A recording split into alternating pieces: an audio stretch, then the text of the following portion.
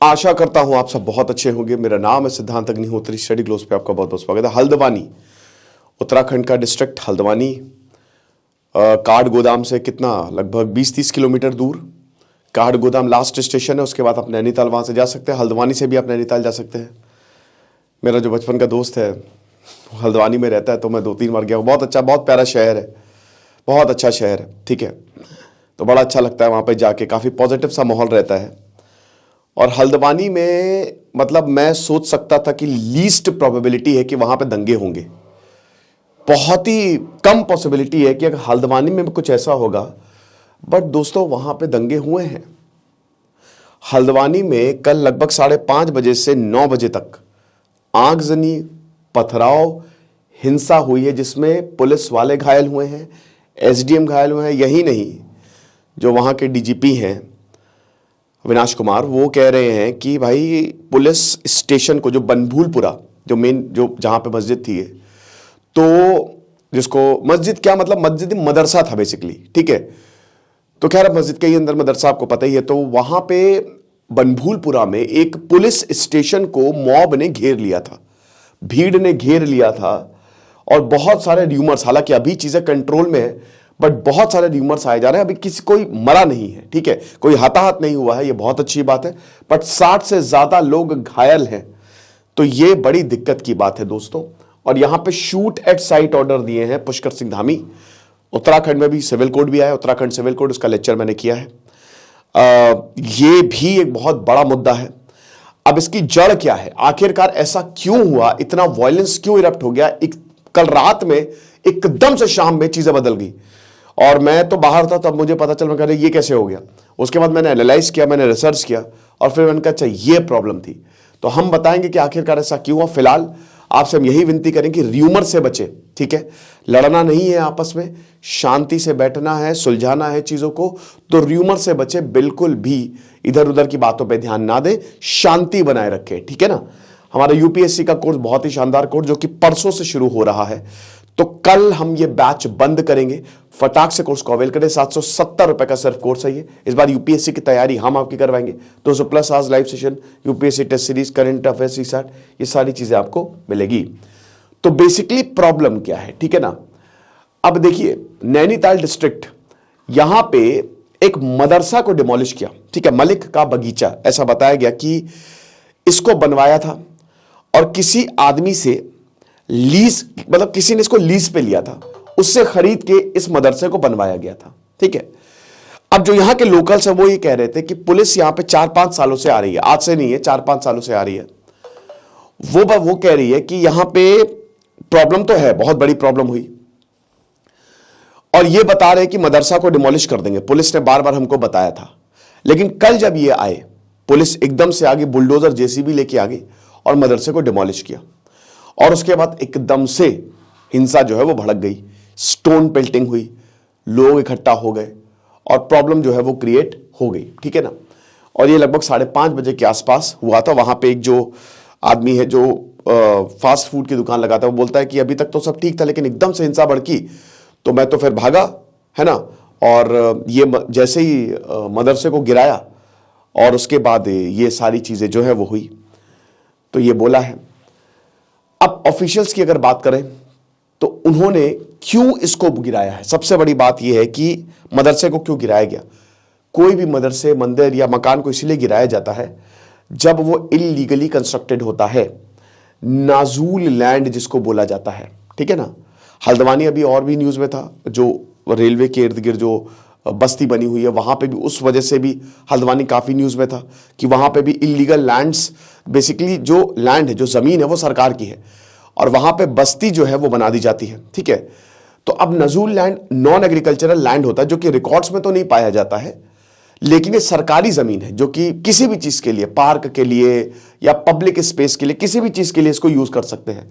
अब इस पे जो है वो मस्जिद बनी थी, तो यहां सरकार ने यही बोला है, अथॉरिटीज ने ये बोला है कि भाई देखो, जब ये नाजूल लैंड पे ये बनी थी, और हम कई समय से आ रहे हैं, आज से नहीं, बहुत टाइम से आ रहे हैं, है ना, और बोल रहे हैं कि इसको डिमोलिश किया जाएगा, क्योंकि ये इलीगल है, इलीगल एनरोचमेंट है। यहां पे प्रशासन ने यही बोला कि कहीं पे भी इलीगल एनरोचमेंट होगा तो हम उसमें कार्रवाई करने वाले हैं, हम रुकेंगे नहीं। तो जब इलीगल यहां पे गलत तरीके से बनाया गया है तो टूटनी थी कभी कभी ना कभी, तो इसमें इतनी परेशानी क्यों है? ठीक है, तो इसीलिए यहां पे प्रॉब्लम्स होने लगी और दंगे जो है वो भड़क गए। अब जैसे ही यहां पे जो अभी मैं दोनों पक्ष की बात बताऊंगा।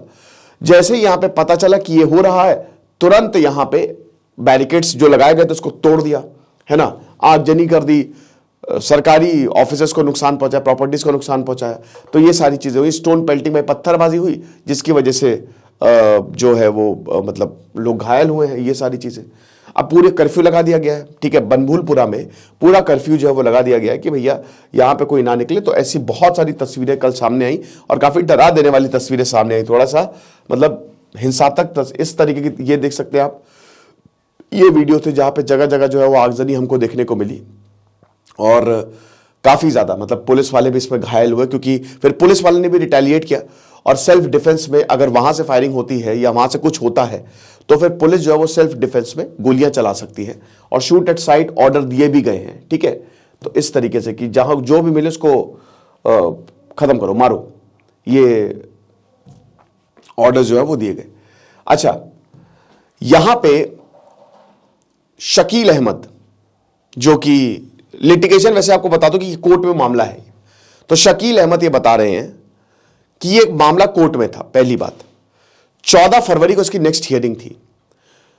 अगर कोर्ट से कोई फैसला आता उसके बाद अगर आप गिराते तो हम कुछ नहीं कहते, बट फैसला आने से पहले ही आपने ढहा दिया, इसको मदरसे को ढहा दिया, तो यह कहां का इंसाफ है? पहले फैसला आ जाता उसके बाद आप जो है वो न्याय करते, लेकिन फैसला आने से पहले ही आपने मदरसे को गिरा दिया, ये हम नहीं सहेंगे। अगर उसके बाद होता तो चीजें ठीक हो जाती, ये यहां पे बोला गया है। सरकार प्रशासन कह रहा है कि कहीं पे भी इलीगल एनरोचमेंट होगा, हमने सब कुछ ऑर्डर्स के हिसाब से किया है, हमने सब कुछ रूल्स के हिसाब से किया है। ये ऐसा नहीं कि हम पहली बार आपको बता रहे थे, हम कई बार आपको बता रहे थे कि आप ये करिए, क्योंकि ऐसे केसेस में ना नोटिस की बड़ी प्राथमिकता होती है कि नोटिस दिया गया कि नहीं दिया गया। तो बता रहे हम कई बार आ रहे थे और पुलिस आ रही थी कि भाई ये जो मदरसा है ये बचेगा नहीं, लेकिन आप इसको मान नहीं रहे थे। शकील अहमद वो पक्ष कह रहे हैं कि ऐसा है कि आपने कोर्ट का भी वेट नहीं किया, याचिका दायर थी, लिटिगेशन था और उसी के हिसाब से आपको चलना चाहिए था, लेकिन आपने इस पे कोई कदम नहीं उठाया और जिसकी वजह से आप खामियाजा देख रहे हैं, मतलब आप रिजल्ट देख रहे हैं। पुष्कर सिंह धामी ने इमरजेंसी तुरंत मीटिंग बुलाई गई, आनंद फानंद में मीटिंग बुलाएगी और बोला कि भैया जो भी है इसको देखो, और अगर कोई भी ऐसा जो मिसक्रिएंट्स हैं, है ना, क्योंकि र्यूमर ऐसे बहुत तेजी से फैलती है और ये चिंगारी आग कब बन जाती है पता नहीं लगता। खैर आगे बन गई है ये तो ठीक है, तो इसीलिए इसको आप देखिए और इसको कंट्रोल में रहिए। अब यहां पे पुलिस कह रही है कि सिचुएशन हमने कंट्रोल में कर ली है, ठीक है ना, तो ये चीज है। और एक पूरा जो पूरे हल्द्वानी में, सिर्फ उस पर्टिकुलर एरिया में नहीं, पूरे हल्द्वानी में जो है, क्योंकि दोस्तों मुद्दा जो है ना वो बड़ा संगीन है, मतलब ये ऐसा वैसा नहीं है, काफी सेंसिटिव जो है वो सब्जेक्ट है ये। तो पूरे हल्द्वानी शहर में जो है वो कर्फ्यू जो है वो लगा दिया गया है, ठीक है। तो ये चीज है। बाकी दोस्तों ये भी बुलाया गया कि जो इंफॉर्मेशन है वो बनभूलपुरा में स्पीकर द्वारा भी दी जाएगी, लाउड स्पीकर द्वारा, है ना, पुलिस वाले आते हैं स्पीकर से बोलते हैं, है ना। तो इस तरीके से कोई भी इंसान अपने घर से नहीं निकलेगा। सेक्शन धारा 144 और कर्फ्यू में फर्क होता है। धारा 144 क्या करती है कि 4 से ज्यादा लोग नहीं इकट्ठा हो सकते, है ना। आप 2 महीने या मैक्सिमम 6 महीने तक उसको एक्सटेंड कर सकते हैं। धारा 144 काम के लिए आप बाहर निकल सकते हैं, मतलब पार्शियल लॉकडाउन एक तरीके से होता है वो, कि काम हो सकता है। हाँ, ये जरूर है कि एब्सोल्यूट पावर यहां पे अथॉरिटीज को दे दी जाती है। कर्फ्यू में पूरा मतलब कोई भी कर्फ्यू एक्सट्रीम फॉर्म होता है, ठीक है ना, कि भाई अब ऐसी सिचुएशन आ गई है तो कोई भी घर से बाहर नहीं निकलेगा, सिर्फ और सिर्फ पुलिस की चलेगी या फोर्सेस की चलेगी, दैट्स इट। तो कोई भी बाहर नहीं निकलेगा, खाली अर्जेंट वर्क है, इतने समय से इतने समय तक मार्केट खुलेगा, आप उस समय अपनी जो जरूरत की चीजें हैं वो ले आइए। बाहर निकलेंगे तो फिर आप खामियाजा भुगतेंगे। तो जितनी भी शॉप्स, इंडस्ट्रीज और बाकी चीजें हैं वो दे विल रिमेन क्लोज, और हॉस्पिटल्स और मेडिकल शॉप्स जो है दे विल रिमेन ओपन। ये प्रशासन की तरफ से जो है वो ऑर्डर आया है। बाकी दोस्तों जो भी अपडेट होगा हम आपको बताएंगे। बस हमारी यही प्रार्थना रहेगी, विनती रहेगी कि र्यूमर से बचे और शांति बनाए रखें, क्योंकि वही जो है आगे जाके काम आती है, ठीक है। और अगर जो भी है मतलब हिंसा जो है वो किसी चीज का सोल्यूशन नहीं होता है। तेज सिद्धांत अग्निहोत्री साइनिंग ऑफ।